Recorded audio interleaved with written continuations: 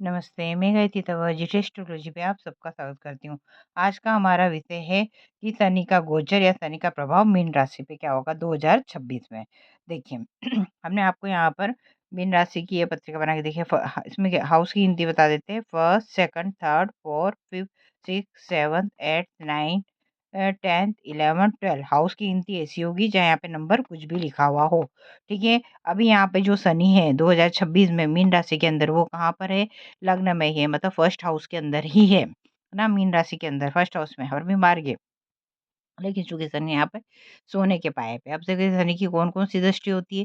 तीसरी दृष्टि, सातवीं दृष्टि और 10वीं दृष्टि होती है, जिसके बारे में आपको बताएंगे। देखिए शनि का अभी कौन सा चल रहा है, शनि की 6.5 का मीन राशि के ऊपर दूसरा चरण चल रहा है।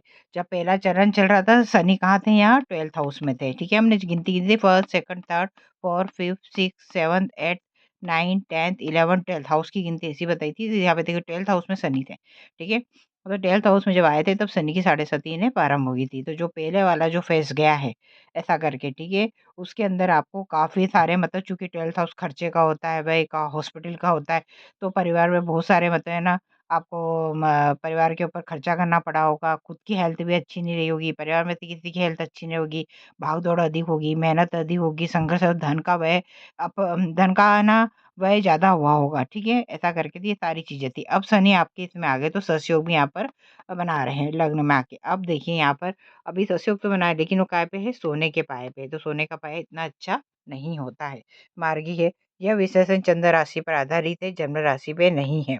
अच्छा, शनि की जो दृष्टि होती है मैंने बताया, तीसरी, सातवीं और 10वीं दृष्टि होती है। तीसरी दृष्टि इनके तीसरे भाव पे जा रही है। अगर हम यहाँ से फर्स्ट, सेकंड, थर्ड जा रही है। सातवीं दृष्टि ना चौथा, पांचवा, छठा, सातवां, 7th हाउस पे जा रही है। फिर 8th, 9th और 10th हाउस पे 10वीं दृष्टि इनकी 10th हाउस पे ही ये जा रही है। अब अगर हम देखते हैं शनि का गोचर का लाभ किस किस को मिलेगा, तो शनि आपका नीच नहीं होना चाहिए और पीड़ित नहीं होना चाहिए। मैंने पहले ही बताया, देखो शनि मतलब कहते हैं शनि आपका एक नंबर पर नहीं होना चाहिए। ठीक है, या शनि के साथ सूर्य की युक्ति होगी तब भी मतलब शनि पीड़ित है।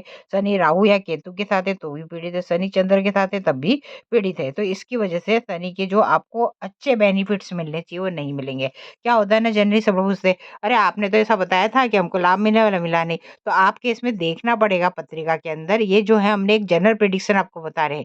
आपके इसमें शनि कैसा है, अगर शनि पीड़ित है, नीच का है, ऐसा करके या दूसरा कोई प्रॉब्लम हो रही है, तो शनि के लाभ आपको होता है। स्टॉक वर्क में नंबर अच्छे नहीं आ रहे, ठीक है, शनि पे, तो आपको शनि के बेनिफिट अच्छे नहीं मिलने वाले हैं। और बनिस्पत अगर ये सब चीज़ें आपके साथ नहीं है तो आपको शनि के जितने भी बेनिफिट्स है वो अधिक से अधिक मिलने की संभावना रहेगी। अब देखिए क्या होंगे अभी 2026 में, एक तो बड़े बदलाव होने वाले हैं, महत्वपूर्ण कार्य होंगे, स्वास्थ्य मिला-जुला रहेगा, ऐसा करके स्वास्थ्य में नहीं होगा, शनि लग्न में ही है तो स्वास्थ्य में उतना तो नहीं होगा, चूँकि गुरु की राशि में तो मिल सकता है लेकिन उतना नहीं मिलेगा। ठीक है? यात्रा से लाभ होगा, चैलेंज मिलेंगे और उसमें विजय भी आपकी होगी। व्यापार में उन्नति होगी, अवसर मिलेंगे आपको, स्थानांतरण हो सकता है, नए पार्टनर मिल सकते हैं, दाम्पत्य जीवन में उतार-चढ़ाव आ सकते हैं। सेवक की तरह शनि आपको काम करवाएगा, लेकिन उसका लाभ भी आपको जाते-जाते एंड में आपको प्रमोशन के रूप में या लाभ के रूप में आपको देके जाएगा। मान-सम्मान आपको मिल सकता है, लक्ष्य की प्राप्ति भी हो सकती है, ऐसा करके। और अभी है ना शनि उत्तर भाद्रपदा नक्षत्र और रेवती नक्षत्र पे भी जाएँगे, तो आपको लाभ मिलने की संभावना रहेगी, लेकिन इनकी गति धीमे है, तो आपको अपनी ही गति को बढ़ाना होगा। अब देखिए, अगर हम यहाँ से देखते हैं, ठीक है, शनि की तीसरे फर्स्ट, सेकंड, थर्ड तीसरी दृष्टि कहाँ जा रही है? पराक्रम हाउस पे, हमारे भाई-बहनों पे, पास-पड़ोस पे जा रही है, ऐसा करके, ठीक है। तो शनि जहाँ बैठता है, वहाँ तो वृद्धि करता है, इसके अलावा जहाँ दृष्टि आती है, वहाँ अनिष्ट करता है। ऐसा करके तो अब देखिए, मतलब अब यहाँ पे अनिष्ट का जो फल है वो इन सब चीज़ों के ऊपर डिपेंड करेगा, ऐसा करके अधिकतर। बाकी तो मतलब आपको उसमें से बेनिफिट भी कुछ मिलेंगे। अब जब शनि की दृष्टि यहाँ तीसरे भाव पे, तो भाई-बहनों के साथ आपका मनमुटाव हो सकता है। अब मैंने यहाँ बताया था आपको है ना, मतलब यात्रा से लाभ हो सकता है, ऐसा करके, ठीक है? तो यहाँ पर आपको यात्रा से लाभ हो सकता है, भाई-बहनों से थोड़े झगड़े या अड़ोसी-पड़ोसी से आपके झगड़े हो सकते हैं, ऐसा करके, या मनमुटाव हो सकता है, ऐसा करके ये चीज़ें यहाँ पे। अब शनि की 7वीं दृष्टि कहाँ जा रही है? 7th हाउस पे। 7th हाउस किसका होता है? जीवन साथी का, पार्टनर का होता है, व्यापार का होता है, तो व्यापार में आप अनसैटिस्फाइड रह सकते हैं थोड़ा, ऐसा करके। देखिए पूरी तरह से ऐसा नहीं है, आपको देखो मैंने बताया था व्यापार में उन्नति होगी, अवसर मिलेंगे, स्थानांतर हो, नए पार्टनर मिल सकते हैं, दाम्पत्य जीवन का भी होता है तो दाम्पत्य जीवन में उतार-चढ़ाव हो सकते हैं। तो ये सारी चीज़ें इसके अंदर रहने वाली है। लेकिन आपको फिर चूँकि है ना, शनि आपसे बहुत, शनि क्या है, कर्म फल दाता है, ठीक है? तो शनि आपको मतलब पिछले जन्मों के या इस जन्म के हिसाब से बहुत अधिक आपको मेहनत करवाएगा, कर्मों के अनुसार फल देगा, सब कुछ करेगा। लेकिन जब वो मेहनत करे, बोलते हैं जो द्वितीय शनि की साढ़े साती होती है, वो काफ़ी मेहनत करवाती है, और जो तृतीय आती उतरती हुई जो शनि की साढ़े साती होती है, उसमें उसके है ना आपको अच्छे रिज़ल्ट मिलना शुरू हो जाता है। शनि मेहनत करा के मतलब होता है ना आपको ठोक-ठोक के आपको तराशने का काम करते हैं, ऐसा करके। तो वैसे आपको तराश के एक मतलब निखार देते हैं, और निखारने के बाद में जो चमक आती है, वो अलग ही होती है।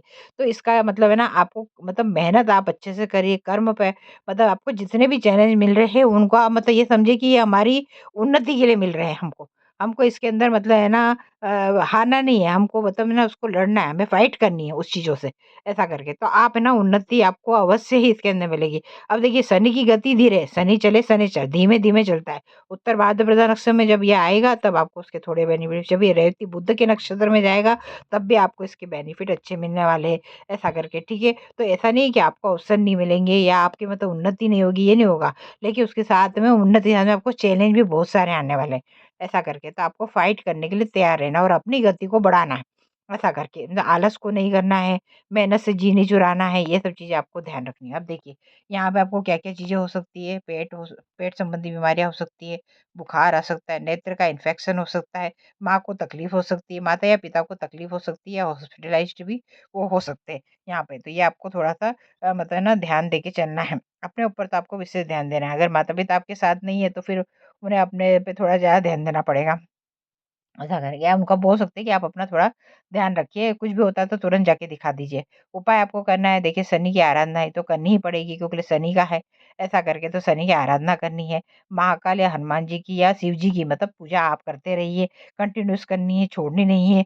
और ऐसे भी अगर आप इनकी पूजा हमेशा ही करते हैं तो अच्छा ही रहता है।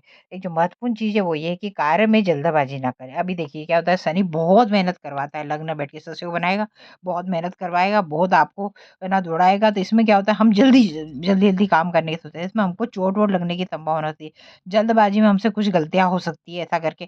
तो निर्णय को ले जल्दबाजी में निर्णय लें, 10 बार उस पे सोचिए उसके बाद निर्णय लें, ऐसा करके। मतलब हमें जोश के साथ होश भी रखना है यहाँ पर, तो ये सारी चीज़ें रखना चाहिए। ये बात अलग है कि आपको अभी यहाँ पर आपके 11th हाउस में 4 ग्रह आ जाएँगे तो आपको काफ़ी बेनिफिट भी उनका मिलने वाला है। धन्यवाद।